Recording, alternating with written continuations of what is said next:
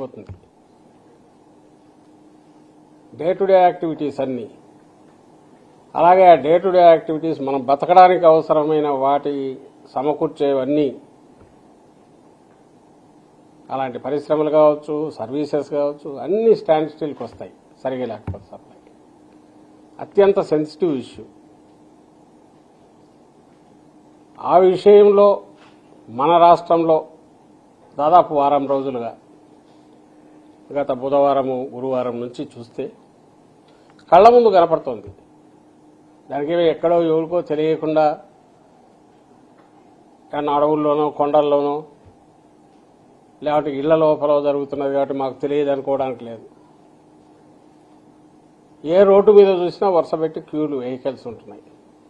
అవి పెద్ద పెద్ద ట్రక్కుల దగ్గర నుంచి 2 వీలర్స్ వరకు. అలాగే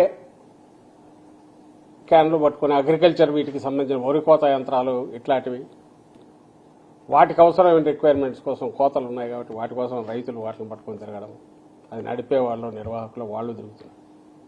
అంటే ఎంటైర్ అందరి దృష్టి దాని మీదకి పడింది. ఎట్లా ఒకటో లీటర్ పెట్రోల్, 2 లీటర్ల పెట్రోల్ ఎట్లా సంపాదించాలి. ఇదంతా కేవలం 4-5 రోజుల్లో. ఈ 4-5 రోజులుగా ఈ రోజుకు కూడా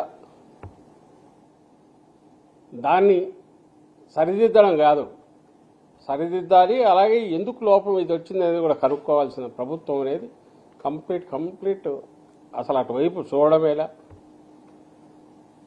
నిద్రపోతోందో లేదంటే నిద్ర నటిస్తోందో, సాక్షాత్ ముఖ్యమంత్రితో సహా.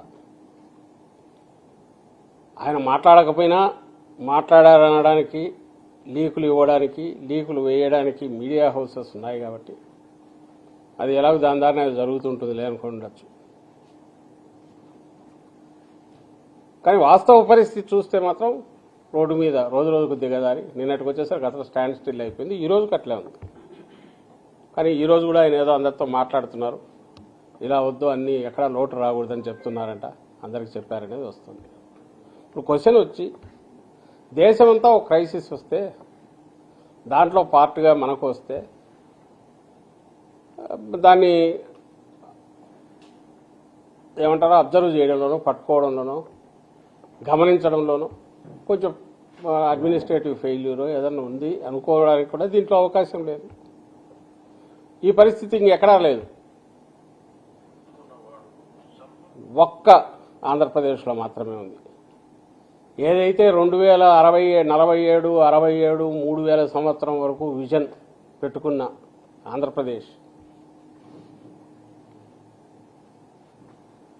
పెట్టుకున్నామని చెప్పుకుంటున్నా ఇక్కడ ఈ ఆంధ్రప్రదేశ్లో మాత్రమే ఈ పరిస్థితి ఉంది. మొత్తం ఎంటైర్ క్యాపిటల్ ఢిల్లీలో కూడా నిన్ననే ఆయన పోయి ఏదో business reformer of the year ఏదో అవార్డు కూడా తెచ్చుకున్నట్టున్నారు ఓ పత్రిక నుంచి. సో అక్కడ కూడా దేశాన్ని గురించి ఆయన విజన్ చెప్పినాడు చంద్రబాబు నాయుడు గారు. సరే, ఢిల్లీలో చక్రం తిప్పడం అంటే ఆయన ఎప్పుడు ఇటో అటో తిప్పుతూనే ఉంటాడు. ఇప్పుడు కూడా ఇప్పుడుగా ఓపెన్గానే తిప్పుతున్నారు. సెంట్రల్లో కూడా మన ముఖ్యమంత్రి చంద్రబాబు నాయుడు గారు. ఇక్కడ ఉండేది కూటమి ప్రభుత్వం. కొన్ని సెంటర్ నుంచి డీజిల్ ఏమంటారు ఇవి రావాల్సినవి, పెట్రోల్ డీజిల్ రావాల్సింది అక్కడి నుంచి కూడా. మరి మన పక్క రాష్ట్రాలైన కర్ణాటకలోనో తమిళనాడులోనో లేని పరిస్థితి, మనకు పక్క రాష్ట్రాలు కర్ణాటక, తమిళనాడు, తెలంగాణలో లేని పరిస్థితి, లేదా ఆ పక్కన మహారాష్ట్రలో లేని పరిస్థితి, లేదా కేరళలో లేని పరిస్థితి ఇక్కడ ఎందుకుంది? పోనీ ఇప్పుడు నేను చెప్పిన స్టేట్స్లో కర్ణాటకలో ఉండేది కాంగ్రెస్, తెలంగాణలో ఉండేది కాంగ్రెస్, పోనీ అది ఇప్పుడున్న ఎన్డీఏ కూటమి కాదు. తమిళనాడులో ఎన్నికలు మొన్న జరిగింది, అక్కడ ఉండే ఇండియా కూటమి ప్రభుత్వం. ఒక్కడ లేదు ప్రాబ్లం.